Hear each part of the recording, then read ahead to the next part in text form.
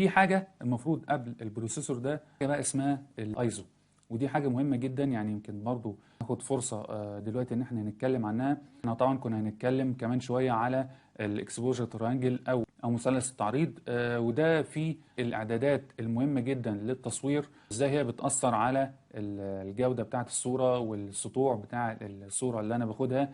وكل ما اغير طبعا في الاعدادات دي كل ما الصوره عندي بتبقى مختلفه. من ضمن الحاجات المهمه جدا في الثلاث اعدادات للتصوير بتوع الاكسبوجر تريانجل او مثلث التعريض، حاجه مهمه جدا هي اسمها الايزو. الايزو ده عباره عن ايه؟ يعني هو بيبقى برضو جزء كده موجود عندي قبل المعالج، وليكن مثلا هيبقى موجود هنا جزء بتاع الايزو ده زي ما هنشوف دلوقتي في الصوره اللي قدامنا. عندي خلاص الضوء سقط على البيكسلز او السنسور، البيكسل حست بالضوء وفلترت الالوان بتاعتها وخدت خلاص السيجنال بتاعها. بيبدا بعد كده السيجنال تعدي على الايزو او اللي احنا بنقول عليه امبليفاير. الايزو ده بيعمل ايه بالظبط؟ ناخد مثال مثلا، انت اما بتيجي تبقى سامع مثلا راديو او مشغل السماعه بتاعه اللاب او حتى سماعه الهيدفون، وبتبقى عايز تعلي الصوت. لما بتيجي تعلي الصوت اللي بيحصل عندك ايه؟ ان اكيد مش اللي انت بتسمعه في الراديو او المغني اللي انت بتسمعه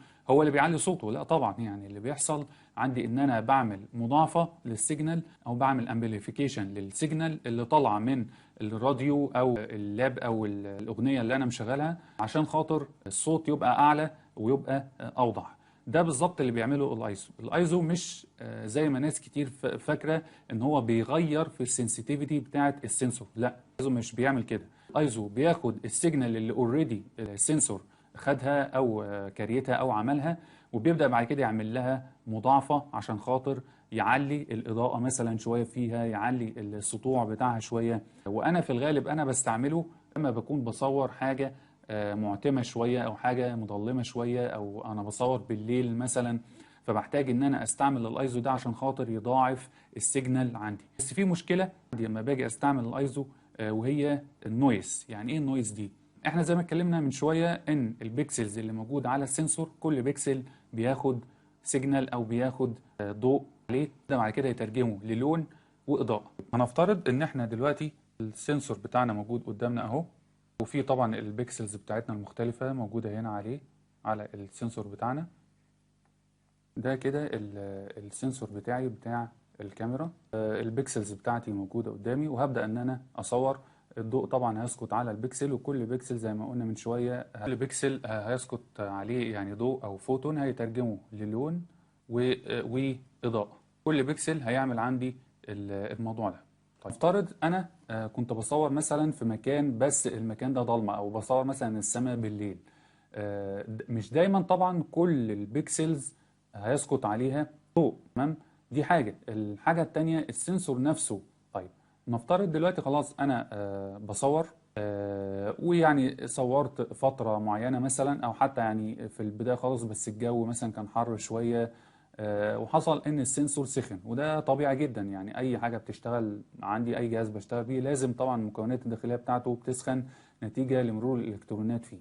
السخونه دي تعتبر طاقه، يعني طاقه حراريه موجوده عندي. احنا اتكلمنا من شويه على الظاهره بتاعه الفوتو الكتريك افكت، قلنا ان الضوء بيسقط على البكسل بيسبب ان في الكترون بيحصل له اكزايتيشن او اثاره، وفي الاخر الالكترون اللي بيحصل له اكزايتيشن ده بيترجم بعد كده البروسيسور بتاع الكاميرا على انه سيجنال. السيجنال دي بتبقى لون واضاءه. طيب السخونه بقى اللي حصلت في السنسور برضو بتعمل نفس القصه بتاعه الضوء لانها طاقه.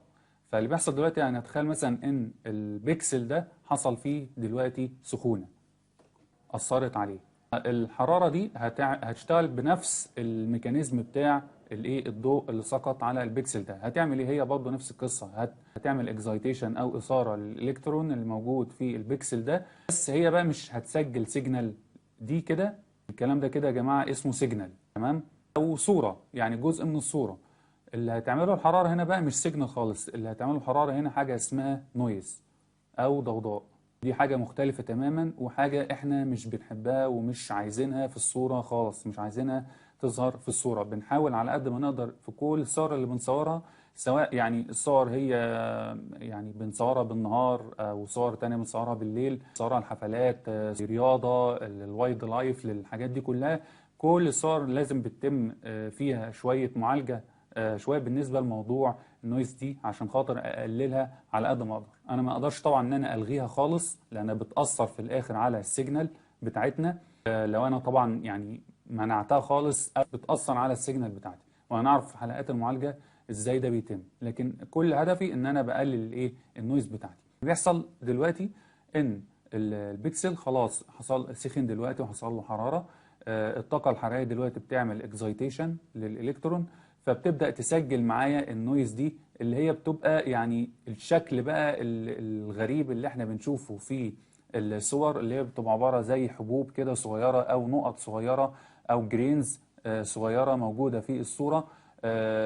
وبتبقى نفس يعني احنا دلوقتي قلنا ان هو نفس الميكانيزم بتاع البيكسل ده، بس الاختلاف ان هنا بيسجل سيجنال وهنا بيسجل نويز. طيب دلوقتي برضو يعني الايزو يعني ايه علاقته بالموضوع دلوقتي، او هو برضو بيعمل ايه عندنا؟ الايزو احنا قلنا ان هو بيضاعف السيجنال عندنا، السيجنال اللي هي طالعه من البيكسلز اللي بيسقط عليها الضوء وبتترجم بعد كده للون واضاءه. انا لما بكون بصور مثلا في مكان مظلم شويه او ما فيش فيه اضاءه كافيه، او بصور السماء بالليل، بعوز ان السيجنال بتاعتي تبقى واضحه شويه. فيا اما بزود زمن التصوير عشان كميه الضوء اللي داخله عندي تبقى كتيره والسيجنال عندي بتبقى اعلى، اما بزود مثلا فتحه العدسه عشان برضو كميه الضوء اللي داخله تبقى كبيره وكميه السيجنال عندي بتبقى اعلى. بس مش دايما الحاجات دي بتفرق معايا قوي في موضوع السيجنال، او بتزود معايا موضوع السيجنال، فبضطر ان انا استعمل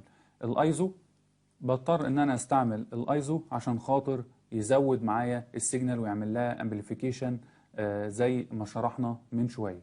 طيب بيعمل ايه تاني الايزو ده؟ ان كل ما بيزود السيجنال اكيد مش هيسيب النويز يعني في حالها كده، او يسيب النويز من غير ما يزودها.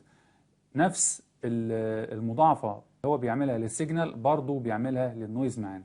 فعشان كده انا كل ما بزود عندي الايزو، كل ما الصوره طبعا الاضاءه بتاعتها تزيد والسطوع بتاعها يزيد، الا ان هلاقي برضه عندي النويز في الاخر ابتدت كمان تظهر معايا. عشان كده احنا بنقول دايما ان الايزو يعني ساعات بيفيد كتير جدا في التصوير بتاعنا، وخاصة كمان التصوير الفلكي، الا ان من ضمن الحاجات السلبية فيه ان النويز برضو كمان بتزيد معايا وبتبدأ انها كمان تظهر معايا. الحاجة التانية برضو في الايزو، واللي هي تعتبر يعني من ضمن الحاجات السلبية فيه، ان هو بيقلل حاجة اسمها الدايناميك رينج. الدايناميك رينج ده المقصود بيه الفرق ما بين المناطق الساطعة جدا في الصورة والمناطق المظلمة جدا في الصورة. كل ما أنا بزود الأيزو كل ما هو بيزود السطوع عامة على كل الكادر بتاع التصوير، فساعتها الفرق ما بين المناطق البراقة أو المناطق الساطعة جدا في الصورة والمناطق المظلمة هيقل. فده طبعا برضو بيأثر على جودة الصورة. طب امال يعني ممكن من الكلام كده حد يستنتج ان الايزو ده ملوش لازمه خالص. لا، هو طبعا ليه لازمه، بس في قيم معينه انا المفروض انا استعملها في التصوير بتاعي وما تعداش القيم دي الا نادرا جدا طبعا. يعني هنشوف طبعا في السيشنز بتاعه التصوير اللي هنعملها قدام ازاي انا بختار قيمه الايزو المناسبه، وحتى لو انا عليت عنها ونتج عن كده النويز ازاي انا بتغلب على موضوع النويز دي وبعالجها في البرامج المعالجه.